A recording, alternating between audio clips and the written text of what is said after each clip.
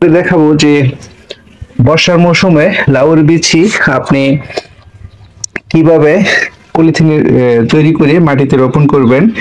মাত্র 2 থেকে 3 দিনের মধ্যে আপনার লাউর বিচি পলিথিনের মধ্যে আপনার চারা উৎপন্ন হবে বীজ থেকে। তো সেই বিষয়ে আলোচনা করব। তো এই যে দেখতে পাচ্ছেন বীজগুলি, এটা হচ্ছে ডায়নার, লাল তীরের ডায়নার লাউয়ের বীজ।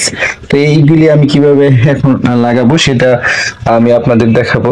তো এটা হচ্ছে মূলত এই যে লাউ থেকে দেখা যায় যে জটগুলি বা শিকড়গুলি বের হয়েছে। তো এটা মূলত আপনি যখন লাউর বিচি বা যে কোনো বিচি লাগাবেন তখন রোদে দিবেন 1.5 থেকে 2 ঘন্টা। তারপর এটা 8 ঘন্টা ভিজিয়ে রাখবেন। ভিজিয়ে রাখার পরে আপনার এই বিচিগুলি ছত্রাকনাশক দিয়ে শোধন করে নেবেন। তারপর হচ্ছে এরকম সুতি কাপড় দিয়ে পেঁচিয়ে এই যে এখানে কৌটা দেখতে পাচ্ছেন, এরকম কৌটার মধ্যে রেখে সুন্দর করে লাগিয়ে দেবেন যাতে কোনো প্রকার আলো বাতাস ভিতরে না যেতে পারে। তারপর 2 থেকে 3 দিন পর দেখবেন বিচিগুলি থেকে এরকম দেখা যায় যে শিকড় বের হবে।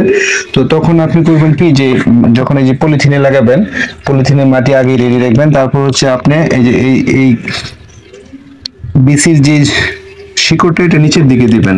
এটা কিন্তু অনেকে জানে না, উপর দিকে দিয়ে রাখে, তখন ছাড়া হয় না সবগুলি। এই শিকড়গুলো নিচে দিবেন, তারপরে উপরে হালকা একটু মাটি দিয়ে ঢেকে দিবেন। তো এইভাবে দেওয়ার পরে 2 থেকে 3 দিন পরে এই পলিথিন থেকে আপনার চারাগুলি গজাবে।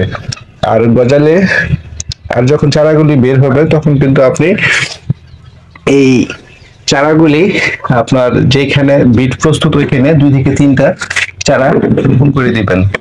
তো এই যে এই চারাগুলি আমি রোপণ করব আমার মাছা, এবং হচ্ছে দেখা যায় যে আপনার বীজগুলি প্রস্তুত আছে। তো এই যে এইগুলিতে আজকে বীজ দিব। তো এই বীজগুলি মূলত এইভাবে করার কারণ হচ্ছে বর্ষা মৌসুমে চারা কিন্তু নষ্ট হয়ে যায়, অনেক সময় দেখা যায় যে আপনার বীজ নষ্ট হয়ে যায়। এবং এর জন্য কিন্তু আমরা পলিথিনে চারা তৈরি করি, এরপরে মাটিতে রোপণ করি। ওই যে এই চারাগুলি হচ্ছে লাউয়ের চারা, আর এখানে হচ্ছে মিষ্টি কুমড়া এবং লাউয়ের চারা আছে, এইগুলি আমরা লাগাবো। এখানে দিয়েছি দুন্দুল এবং চিরচিঙ্গা বিসি। তো এইগুলি আশা করি 2 দিনের মধ্যে চারা বের হয়ে আসবে। তারপরে এই যে এখানে আজকে আপনার লাউয়ের যে বিচিগুলি আছে এগুলি রোপণ করব। তারপর আমরা মাচার মধ্যে রেখে দিব।